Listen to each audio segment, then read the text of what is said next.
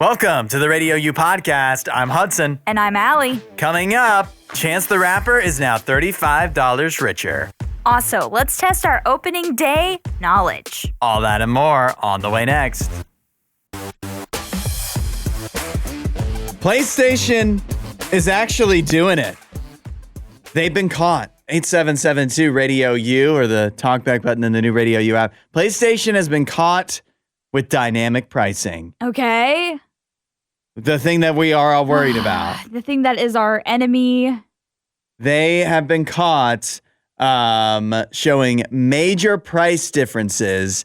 For one example, a user saw games like Stellar Blade and Astrobot discounted around $20 to $28. Like that. Okay, thought that was $20 to $28 off.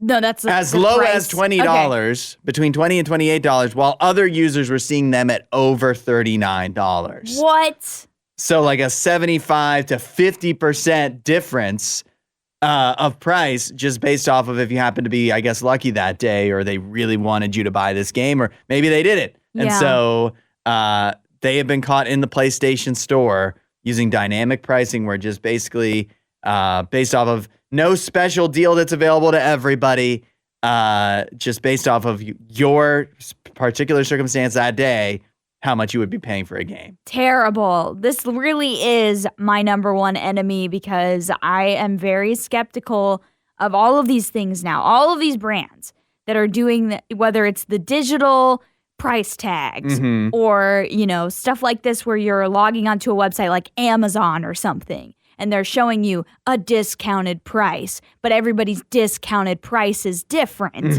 And it really does make you fall for it. And it's not good. It erodes, it's anti-consumer. It erodes a lot of trust to me, because some people would say, like, if you're the person who logged in and your game that you wanted to buy was $20 instead of $39, you're like, okay, I'm getting a deal.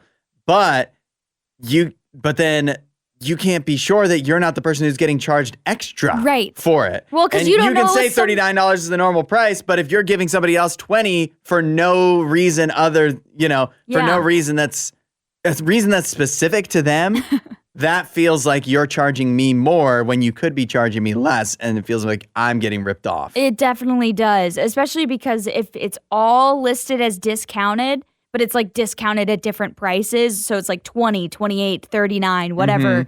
And so everybody's getting a different discount. Like that's sleazy. It's sleazy business. At this point, why don't we just go back to haggling? How about I just log in and make you an offer on a game, and then we decide if you're willing to accept that offer. Yeah, my heart can't handle that. I'm terrible at bargaining. You don't want to bargain with AI over whether you get a game or not? Okay, AI probably I would do fine because I'm not worried about offending any AI, but like a real human, I struggle to have that assertiveness to be like, I'm not paying that. Here in the United States, we don't really, I guess buying a car is a situation where you would do that, and it's very uncomfortable. Yeah. But if you go overseas, some countries, that's like all they do. Oh, in Zambia, it's huge. And I'm like, I guess I'm just not going to. What was the first price you said? Because I'll just do that. Exactly. I would avoid it. I would absolutely avoid it at all costs because I sucked at it, and I feel like they know I'm bad at it. You know what I mean? Like they know they can take advantage of me. The worst is a person who's really good at haggling. Yeah. Because they know and if you do it every day because it's your business, you're going to be good at it. You have no feelings associated with it. Yeah, you're going to be good at it. So they know me. I'm just a sucker, and I'm going to fall for it. So this really bums me out. We're worried about this coming to actual in-person stores, which feels like the one last place that would be safe. But PlayStation's definitely guilty, and it's probably true that a bunch of other places are guilty too. And it's just not the same as a coupon or, getting a discount code or whatever. It's just your luck of the draw that day, or how much PlayStation decides they like you or don't like you, which does not make me feel good. But I don't know. What do you think? Are you actually, give us the argument for dynamic pricing at 8772 RadioU or in the RadioU app. This is real life, and it's a miracle. But tell me it doesn't sound like something out of a cartoon. 8772 RadioU or the talkback button in the new RadioU app.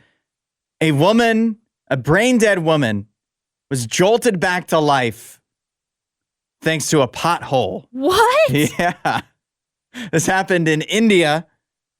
50-year-old woman, name is Vanita Shukla. She suddenly fainted while doing housework and was rushed to the hospital. At the hospital, after doing many tests, the doctors declared her brain dead. She wasn't like fully dead. Yeah. But to the point where they were like, there's nothing we can really do. She's technically alive, but, and so the family was like, okay, I guess we'll start making funeral preparations. Wow. So they discharged her from the hospital. They were going to start taking her home. While they were riding in the ambulance to take her wherever they were going to take her, they hit a pothole and she starts breathing on her own again. No way. Her husband's riding with her. He starts noticing signs of life. They take her back to the hospital and she's like improving and just has gotten better. And this happened like a couple weeks ago. And now she's, fully on the awake. road to recovery. Yeah. Oh my gosh. Yeah. What? So a miracle. Seriously, a miracle. Is there any medical explanation as far as what they think happened? Like how it helped wake her brain up? I don't know. I don't know if it was some kind of clot or something. It just lodged it free. I have no idea. That's crazy. I feel like they probably really don't either, because if they knew that they just needed to give her head a good bump to get her. They might have tried that. Yeah. It's just like a computer, just smack it to get it back going again. Yeah. Then she'll wake up. Wow. Vanita, can you hear me? Wake up. But you understand why, to me, this is a cartoon. Yeah. Because in cartoon logic, she'd be laying there basically dead. Her family's crying. They're riding in the ambulance. They go over a pothole. She jolts back to life. Yeah. She's like, why is everybody so sad? What's wrong, guys? And then they go over another pothole and she goes back to being dead.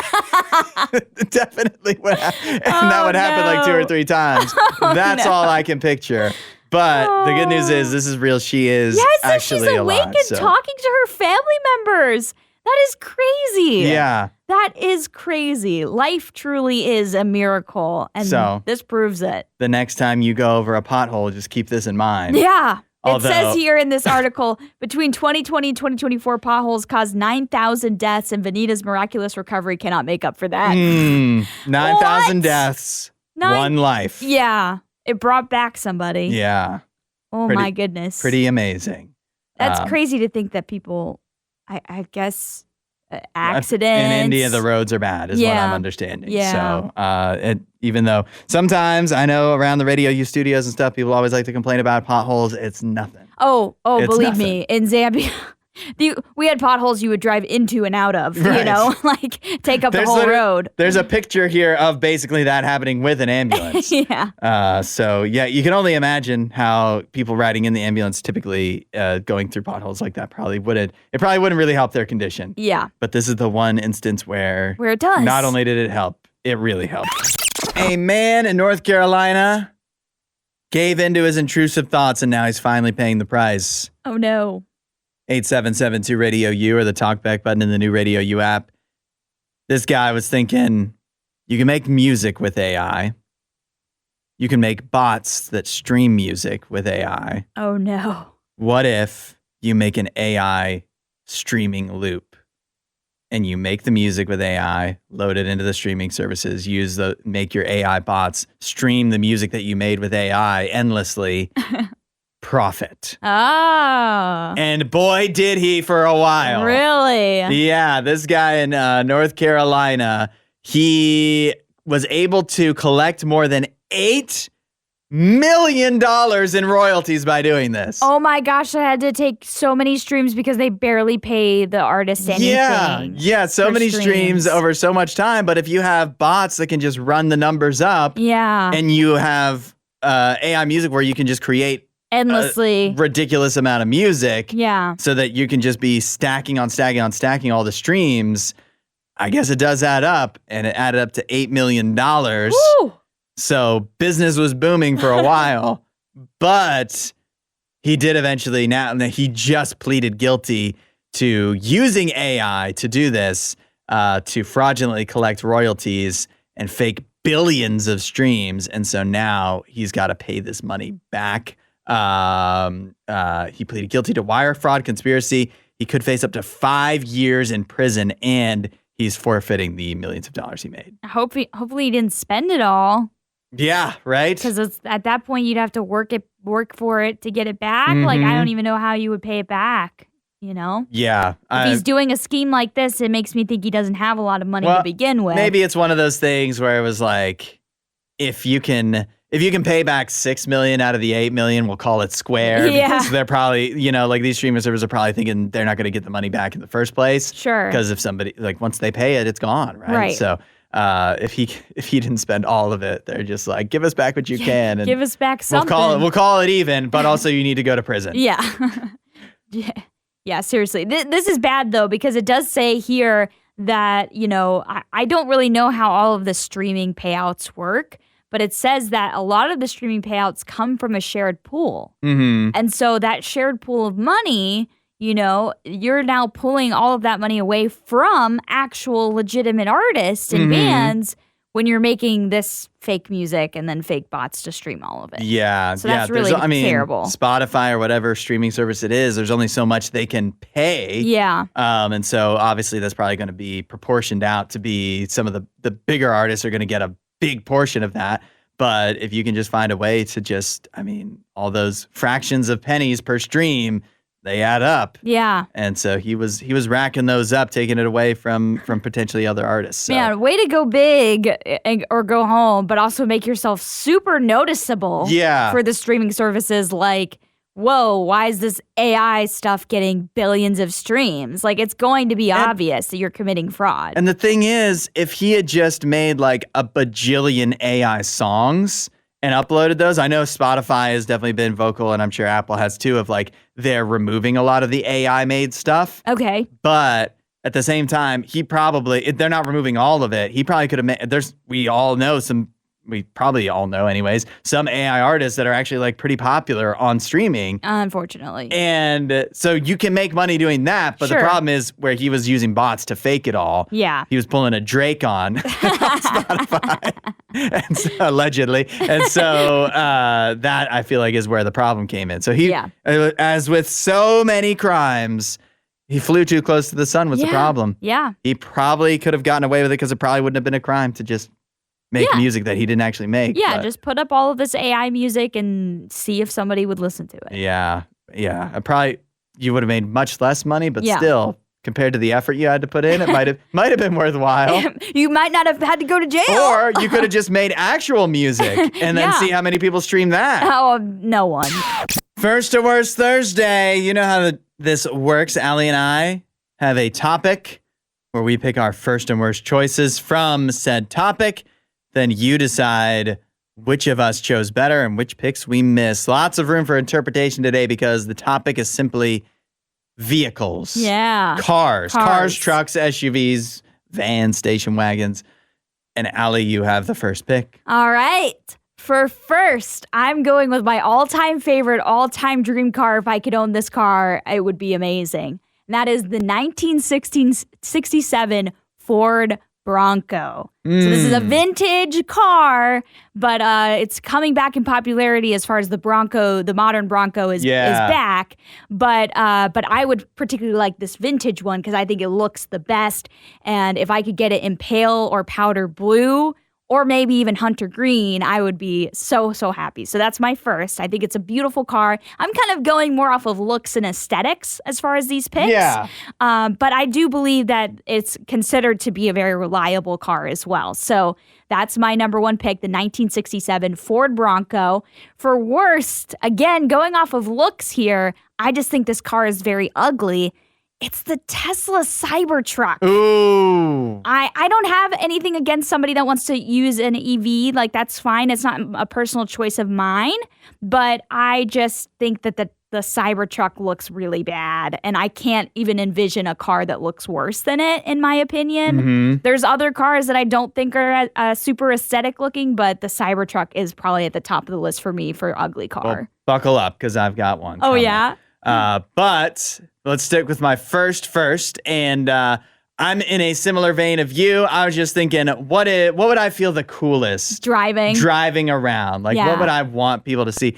And I also had to go old school, even though I know there's a lot of cool cars. And like, a modern Lamborghini, Ferrari would be really cool. Sure. But first of all, I thought it has to be convertible. Yeah. I want a convertible. Yes. I will have a convertible before I die. That's pretty attainable. That's the same with the Bronco. I think the top comes off Yeah. and everything. Yeah, that would be awesome. I went with the 1965 Ford Mustang. Ooh, yes. Because I feel like that changed the game. I don't know. I wasn't alive, but it's just like that feels like when a shift happened. The 60s, and man. cars became so much cooler. Yes, the 60s was a good decade for cars. Where they were just showing out with cars. And so a 1965 Ford Mustang convertible, American. I feel like that is a big, I just feel cooler riding in an American car than anything like Porsche or Lamborghini or whatever. So Ford Mustang All is right. the convertible from 1965. Okay. And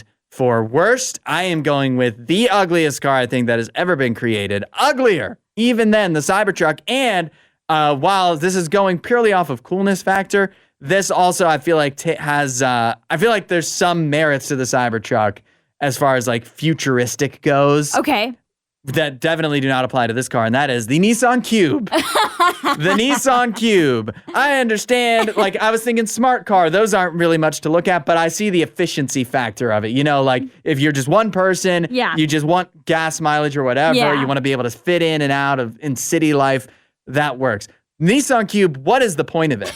What is the point? If you've never seen an Nissan Cube, it's the only car I think I've ever seen that's asymmetrical. Yeah. Who wants that? Yeah. It looks absolutely ridiculous, and I just don't see, things can look ridiculous and serve a purpose. I don't see the purpose that was gained by making the Nissan Cube look so dumb. And so therefore, that is my choice for worst. All right. So 8772-RADIO-U, or use the talkback button in the RadioU app. Now we need to hear from you. Which picks did we miss and who chose better? All right. My first, I went with 1967 classic Ford Bronco. And for worst, I went with the Tesla Cybertruck. And I have the 1965 convertible Ford Mustang for first and the Nissan Cube for worst. Let us know your thoughts. We're doing first to worst on First to Worst Thursday. Today, it's all about cars and trucks, all types of four-wheeled vehicles, I guess, qualify. Allie, you had the first pick, and you chose... I went with the vintage 1967 Ford Bronco for first, specifically if I could get it in powder blue with the soft top, so it turns into a convertible. And then I chose the Cybertruck, Tesla Cybertruck for worse. I just think aesthetics-wise, it does not look great. And for me, I went with the 1965 Ford Mustang convertible for first, and for worst, I went with the Nissan Cube. It looks ridiculous. It's asymmetrical, and I just don't see what purpose it served that couldn't be served by any other car that looks better than the Cube does. Yeah. Many good responses coming in, and you can let us know which picks we missed and who picked better at 8772-RADIO-U or using the talkback button in the RadioU app. Tyler at 8772-RADIO-U simply said, Kia Soul is 100% globally despised. I know some people that drive those cars and they like them a lot, but for me, it's the boxiness of those type of cars. Similar with the Nissan Cube, they have a very It's literally called a Cube. Yeah, they have a similar shape though. The Soul and the Cube, they have a similar shape, and I'm not a fan of that shape of car. The Bronco's pretty boxy. But not in that type of way, because that is boxy and low to the ground. So like goes all the way down, like tires and all. It's just a straight line. So. I considered the Soul, but it's definitely less ridiculous looking than the Cube is. Yeah, it doesn't look as bad as the Cube. But I also feel like a Kia Soul, and this makes sense because it is, but it looks cheap. It just looks cheap, doesn't it? Really? Don't you think a Kia Soul looks cheap? I don't know if it looks cheap, but because I feel like Kias are not, but it's just not my cup of tea. We heard from my mom. She votes for me because I had no idea this is true. Oh, really? But she says that the Mustang is her favorite OG car. No way. I was wondering if she had influenced you in this position. No. Maybe she said that, but I did not know that. My dad used to have like an old Mustang, so he loves them. But we heard, so I get his vote too. Yeah, Nice. if he was voting about it, he He doesn't listen, no. We heard from Susanna. She says she loves the 65 Mustang, but Allie is right. The Cybertruck looks like the punchline of a bad joke, as does the Cube, but that joke is at least a little bit funny. Stephanie says at 8772 Radio U, good morning. The first would be a 60s Mustang for the bullet vibes, and the worst would be the EV Mustang because they're ugly, and the Cybertruck, they look like a giant Lego brick. So she voted for both of us. Yeah, pretty much.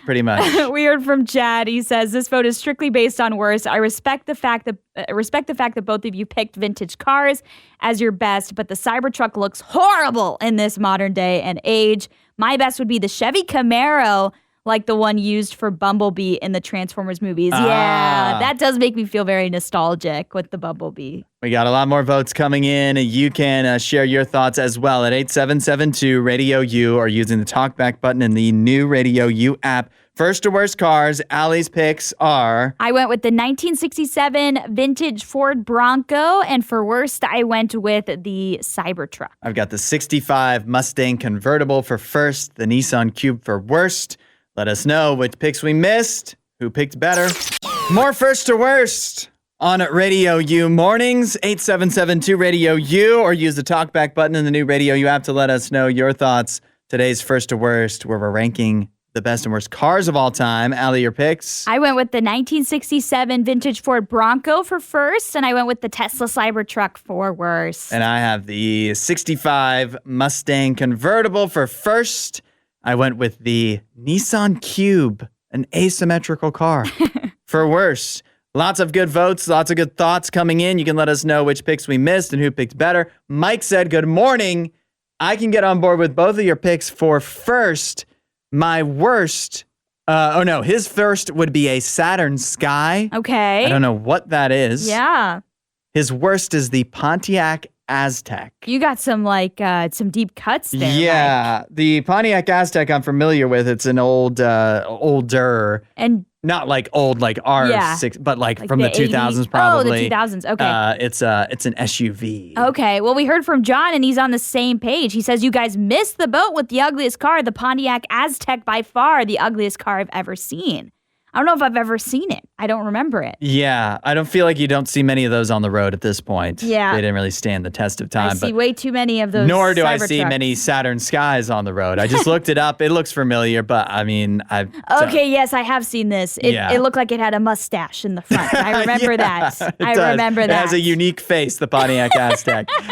We heard from Nathan at 8772 Radio U. He says he likes the classic Bronco, but I think Hudson nailed it on both ends. Thank you, Nathan. All right, we heard from Desiree. She thinks the opposite. She says, my vote is for Allie. I hate the Cybertruck.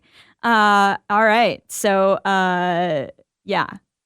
thank you. Thomas said, good morning. Generally, I don't have much preference in cars. Whatever gets me from A to B with ideally good gas mileage. Okay. So practicality. Yep. You know? But he did say the Cybertruck is hideous. So my vote goes to Allie.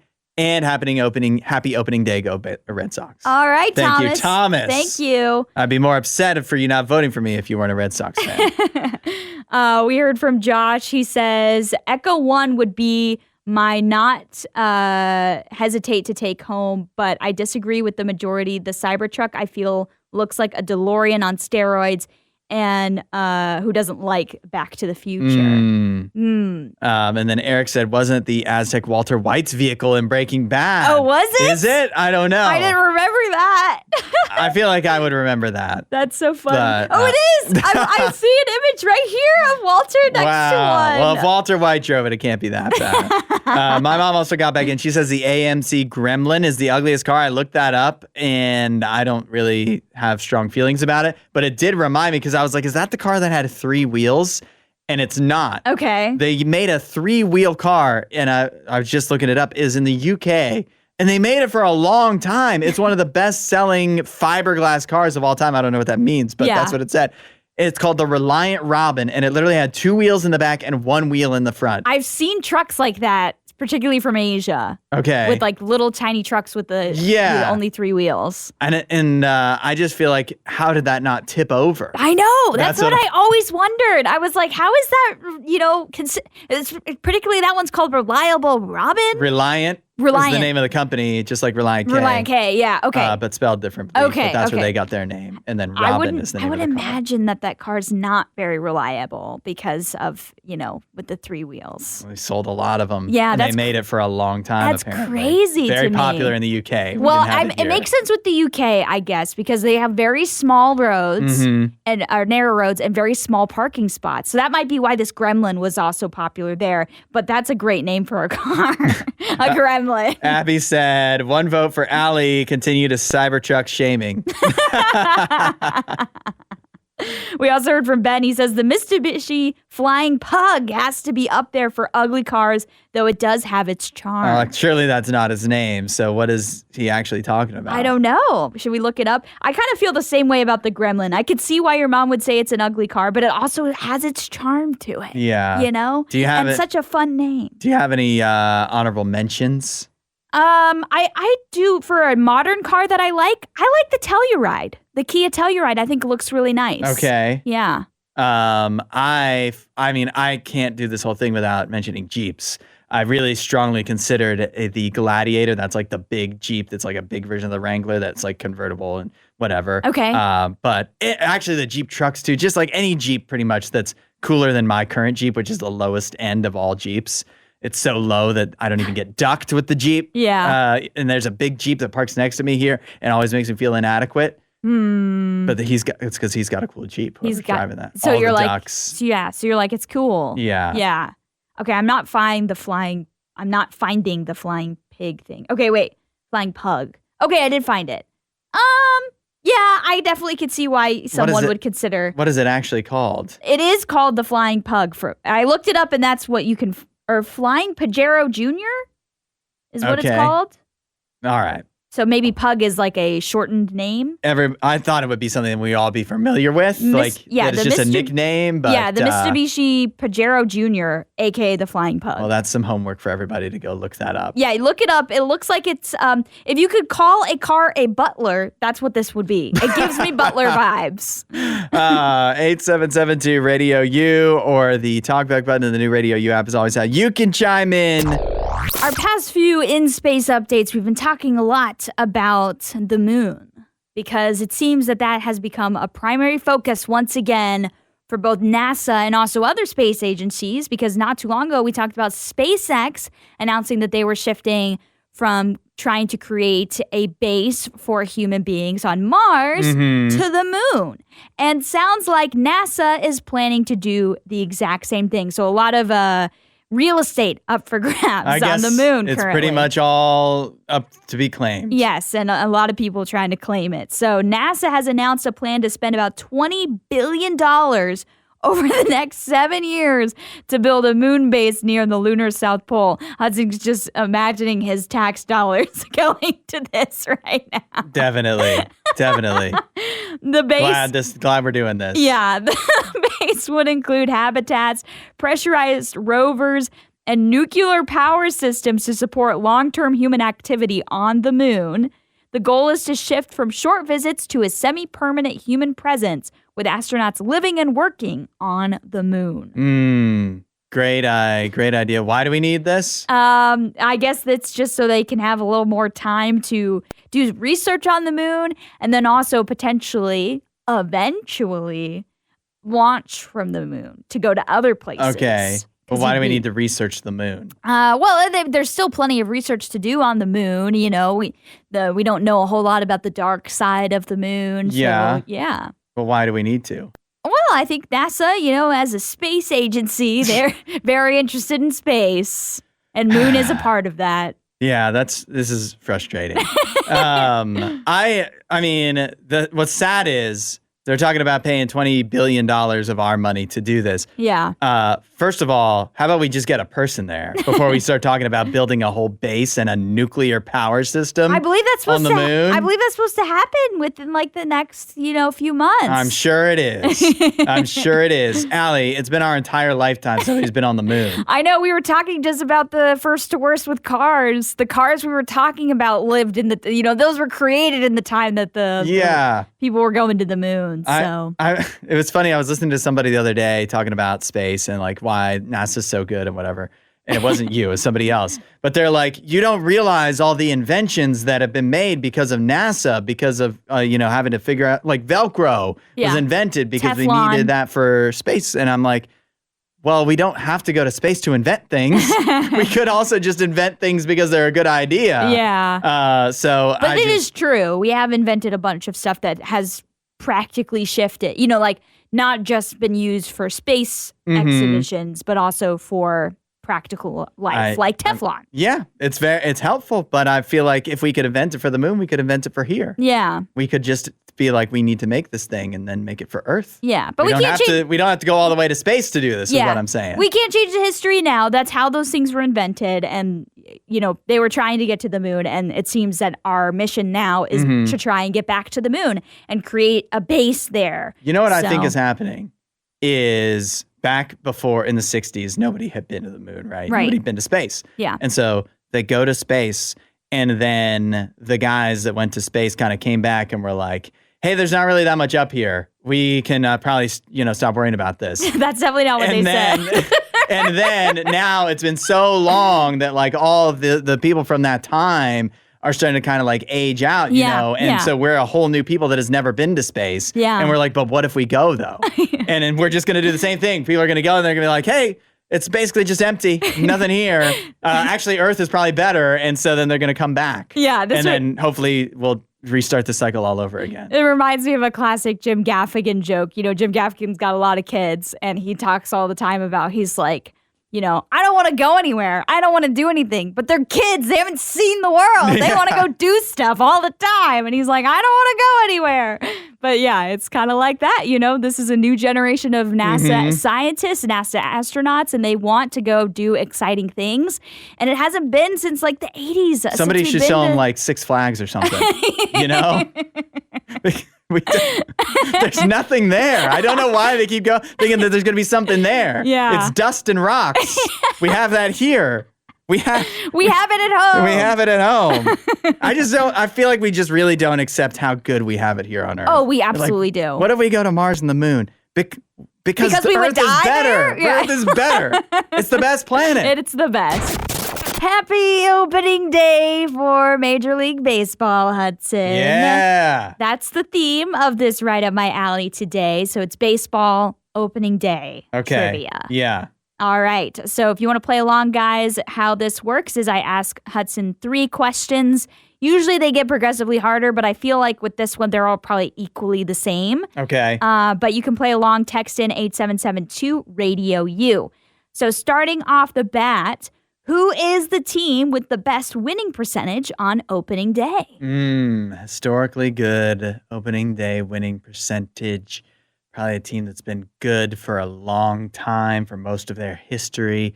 So I'm going to go ahead and say the Cincinnati Reds. It's the New York Mets. Oh. Isn't that crazy? Yeah. Yeah, they have an over 600 win percentage. They are 39-20 on opening day. Nice. Yeah. All right. Wait, that's only 59 games. Yeah, that was the thing it gave me. That's all they've only been around for 59 seasons. Huh? I guess, yeah. So they have the best winning percentage. I'm sure other people have won more games on opening day just for being around longer, but they have the best winning percentage. Okay. So how many innings, next question, how many innings was the longest opening day game ever? Probably like 15. Oh, you're so close. 16 innings. That was in 2012, the Blue Jays versus the Indians. It lasted 5 hours and 14 minutes, with Toronto winning the game 7-4. That could never happen nowadays. Yeah. Not with the Ghost Runners. Not with the Ghost Runners. Very few games go that long, other than when we make it to the playoffs, where they take the Ghost Runner away. Okay, final question for you. There's only been one opening day no-hitter. Who threw it? Fernando Valenzuela, right? Nope. It's Bob Feller of the Cleveland Indians back in 1940. Beat the White Sox 1-0 in Comiskey Park. Wow. A nail biter.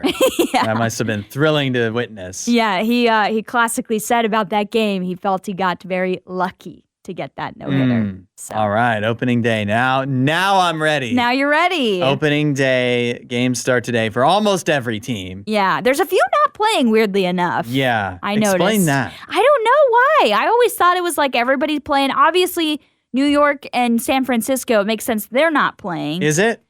Does it? I mean, I would prefer if everybody would be playing and they wouldn't have played last night. What in New York and San Francisco, they have to travel somewhere? No, what it looks like is they're playing a 4-game or 3-game series with each other, and so this is like a day off from that series. Thank gosh, they have a day off. Right, the day after they played one game. To rest up, I know they do that for a lot of teams, and apparently that's in case there's a rain out on opening day. Oh, really?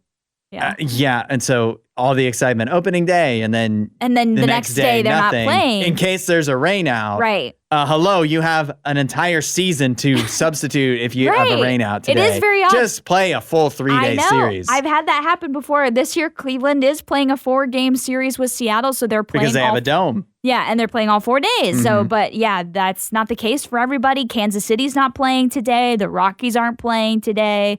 So weird opening day. Silly. Yeah, silly. It should be all 30 teams playing. During the day. Yes. Before the sun sets. Yes, because Cleveland's playing at 10 o'clock our time and it's killing me inside. Happy opening day. Congratulations to Chance the Rapper. Oh, yeah? Yeah, he just won a 5-year legal battle against his former manager. Okay. This has been going through court for 5 years. It started because his manager, Pat Corcoran, a.k.a. Pat the Manager, sued Chance the Rapper after he got fired. Okay. But Chance the Rapper has now won that lawsuit.